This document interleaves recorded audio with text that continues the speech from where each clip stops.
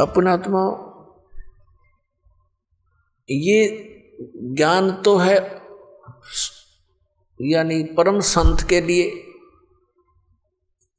ये परम संत के ऊपर लागू हैं ये सारे नियम, और हमने ला रखे नकलियां के ऊपर। लेकिन परमात्मा कबीर जी ने कहा कि झूठे गुरु के पक्ष को तजत ना लावे वार, झूठा गुरु हो तो तुरंत तुरंत त्याग दे। और सही गुरु मिलने के बाद फिर मन में आपके कोई दोष रहता है, फिर आप नाम रहित हो जाते। तो बेटा मैं पहले आ जाता, तुम फिर भी धक्के खाते। मैं इसलिए देर से आया हूं कि तुम्हारी सारी फड़क निकल ले और तुम इन सारे संतों ने टटोल लो पहले, नहीं तो फिर बात बिगड़ जाती। तो दोनों कहने लगे महाराज जी यह बात आपकी 100 की 100 सच्ची, 100%। क्योंकि आप तो एक सिंपल से आदमी और उनका बोलबाला हमने कति परख के देख लिया, उनके पास ये शक्ति नहीं थी। फिर परमात्मा ने कहा बेटा केवल यही एक उदाहरण नहीं होना चाहिए, एक संत की पहचान इस सब एक पॉइंट से नहीं होती। संत की पहचान उसके ज्ञान से होती है। अब सुनो मैं तुम्हें ज्ञान सुनाता। परमात्मा ने उनको कई दिन तक अपने द्वारा रची हुई सृष्टि का ज्ञान दिया। तो कहने का भाव ये है कि वो जो सूखी टहनी लगाई थी कबीर परमेश्वर जी के चरणामृत से वह हरी भरी होगी थी, उस टहनी ने एक बहुत बड़े वट वृक्ष का रूप धारण कर लिया। अब वो पूरा मंगलेश्वर गांव भी वहां से खत्म हो गया, इधर उधर जाकर बस गए, क्योंकि वो एक टापू सा है और उस टापू को नर्मदा नदी ने अपना दोनों तरफ से चारों तरफ से घेर रखा है। वहां नर्मदा नदी, नर्मदा दरिया 2 भागों में बंटकर आगे जाकर फिर एक होकर समुद्र में गिर जाती है। तो वहां टापू बना रखा था, वो टापू था वो मंगलेश्वर गांव। तो अब वहां कोई नहीं रहा, वहां जब टापू में वो बदल गया तो बाहर आके रहने लगे। वहां अकेला वो वट वृक्ष रह गया। उस वट वृक्ष के विषय में बताया है कि लगभग 900 एकड़ में का घूम गया, फैल गया। लगभग 600 वर्ष पुराना वो वट वृक्ष आज भी विद्यमान है, जीर्ण शीर्ण हो रहा है। उसको अब लगभग 1.5, 2, 3 एकड़ में अब भी है। और वहां कबीर पंथ का एक महंत पद से ये परंपरागत वहां एक आश्रम है, उस वट वृक्ष के नीचे ही, बड़ के पेड़ के नीचे। और वो केवल महंत पदवी इसलिए रखी गई थी कि ये यादगारें, जो अद्भुत लीलाएं घटनाएं घटी हुई हैं, ये सुरक्षित रहें इस पिछली पीढ़ी तक के। कबीर परमात्मा के द्वारा की गई लीलाएं आज भी उनके अवशेष बकाया है। तो पुण्यात्मा उस वट वृक्ष को देखने के लिए पहले हम गए बांधवगढ़। बांधवगढ़ के अंदर कुछ नहीं पाया। वहां उनका धर्मदास जी का लड़का था नारायण दास, वो परमात्मा की शरण में नहीं आया था। फिर परमेश्वर कबीर जी ने आदरणीय धर्मदास साहिब जी को अपनी कृपा से 60 साल की उम्र हो चुकी थी उनकी, धर्मदास जी की, तब एक संतान, एक पुत्र दिया था।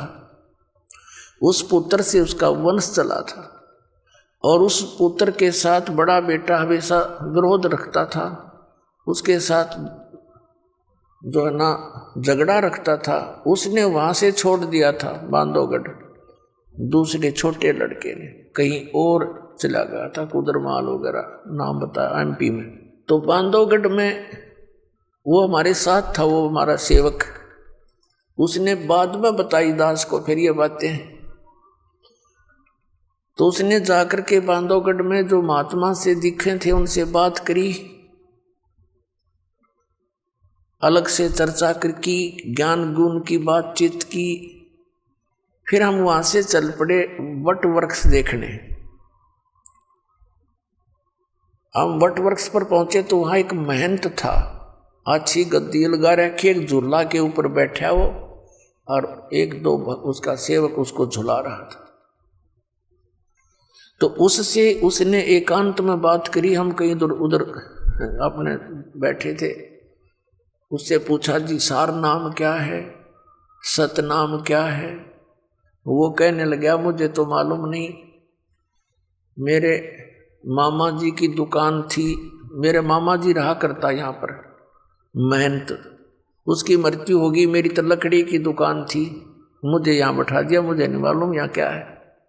हाँ, इतना अवश्य है कि ये वट वृक्ष के विषय में जानता था, बाकी सार नाम के बारे में मुझे नहीं मालूम। ऐसे हुआ बांधवगढ़ में उन संतों से पूछा, उनने भी यही जवाब दिया, कोई कुछ बतावे कोई कुछ ना बतावे, ये मंत्र है ये मंत्र है। फिर हम पहुंच गए और कई स्थानों पर गए, बड़े बड़े जो कबीर पंथ के थे, तो सब जगह घूम कर हम वापस आ गए। वहाँ चल बच्चे देख लेंगे, परमात्मा के स्थान है, अच्छी बात है। फिर आकर के उसने बताया, कहने लगा, जी ये यात्रा मेरे लिए वरदान सिद्ध होगी। मैं कहा, भाई ऐसी क्या बात है, बताइए। कि मैं इतना नालायक और नीच व्यक्ति हूं। उसने अपनी सारी गलती मान ली कि मैंने ये सोचा था कि कबीर तो परमात्मा है ही है, कबीर जी तो इस मत को सकरा को नहीं, सारे प्रमाण आपने दिखाए थे। तो मेरा नो शक था कि जब कबीर जी भगवान है तो इनके पूरे मेथड से कबीर पंथ के जो साधु संत हैं वो तो गर्क पावेंगे, कति सैचुरेट पावेंगे, वो तो परिपूर्ण होंगे। मैं बोला, फिर भाई क्या देखा, अगर वो, मैं बोला बेटा अगर वो परिपूर्ण होते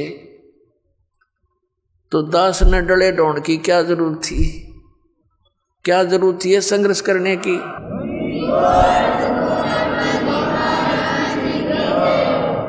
इस दास ने क्या जरूरत थी फिर इस पंगे में पा देने की, सारे सबको मैं बताऊं इनका ज्ञान गलत, इनका ज्ञान गलत और यह ज्ञान सच्चा।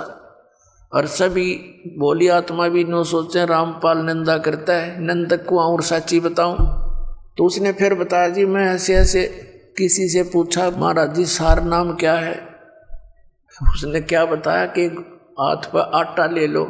एक कबीरपंथी पुराने आश्रम का 60-70 साल का बूढ़ा, और नो कह हाथ में आटा ले लो और श्वास के निकट कर लो, और श्वास से उस आटे में कोई डिस्टर्बेंस ना होनी चाहिए, बस ये समझ लो सार शब्द है। वो कहने लगा, अब मेरा तीसरा पेटा भर गया, ऐसी दृढ़ता आई, हे भगवान ये तो कति नरे खाकी बैठे हैं, किसी के पास भी कुछ को नहीं।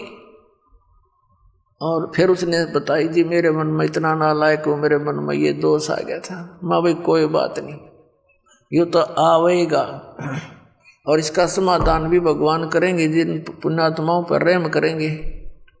वो दिन है आज।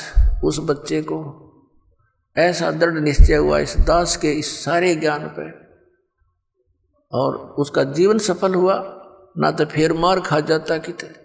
तो पुण्यात्माओं, अब भोली आत्माओं के ऐसी समस्या और आवेगी। एक और परिवार था, राधा स्वामी पंथ से आया था सन 2003 में, पूरा परिवार आया यहाँ पर, दीक्षा ले ली क्रोधाश्रम में, और अच्छी लगन से लगे रहे। फिर उनके मन में भी यही दोष पैदा हो गया, सारा ज्ञान समझकर, कि भाई अब दामा खेड़ा के अंदर धर्मदास साहिब जी की गद्दी से संबंधित संत बताए हैं। कोई सिर फिरा मिल गया उनको दामा खेड़ा के गद्दी का कोई भक्त, उसने बता दिया उनको कि पूर्ण मोक्ष चाहिए तो दामा खेड़ा गद्दी वालों से ही होगा। कबीर साहब ने उनको वरदान दे रखा है। अच्छा, उनको झाड़ा लाने का वरदान दे रखा है, कनपेड़ झाड़न का। कबीर साहब ने तेनों बता रखा, जो सच्चा नाम देगा उससे मोक्ष होगा। सतनाम तो वंश से नहीं, नाद से होगा। यानी आज तक किसी ने देख लो, नाद वाले जितने यानी वचन के से उनसे ही हमारा पंथ उजागर हुआ है। और जिसके पास सही नाम है उसी से मोक्ष होगा, किसी पीढ़ी से। उनका वह बात पक्की जच गई। रामपाल तक कल 5-4 वर्ष से लगा नाम देने, और वो तो बहुत पुराना बताया। यहाँ से छोड़कर वहाँ चले गए धक्के खान। उन्होंने सतनाम प्राप्त हो चुका था। सारनाम तो मालिक ने कहा था भी थोड़ा सा और रोशनी हो लेने दे, फिर जल्दी दिया करेंगे, अभी तो थोड़ा खींच कर लेना है, समय बढ़ाना है। तो उन्हें जाकर पूछा जी हमने नाम दे दो, दामा खेड़ा पहुंच गए। वो बोले भाई ठीक है बैठो नाम देते हैं। उनने सुना दिया पूरा शब्द, अदर नाम अमर नाम पाताले सब सिंधु नाम, यही हंस का काम। वह देखे उनके मुंह की तरफ, वो कहने लगे जी वो सतनाम, तो सतनाम कौन सा होता? बोला ये है जो कुछ है, जो कुछ है बस यही है। अब वो वहां से तो खिसियानी बिल्ली होकर आ गए। उन्होंने फिर स्कीम बनाई, किसी से बताया कि वहाँ कबीर चौरा है काशी में, वहाँ परम संत पाओगे, वहाँ धक्के खाए। आखिर में वो भक्ति से हीन हो गए, यहाँ से भी गई। तो कहने का भाव ये पुण्यात्माओं, इस काल ने तो कई शिकंजे कस रखे, बहुत बंधन बांध रखे, पर अब ये सारे समाप्त करने पड़ेंगे। दास सारे समाप्त करेगा और ऐसा कर देगा इन सबको कि इनके पास खख नहीं, सबके जोड़े खाली करके दिखा दूंगा। अब देखो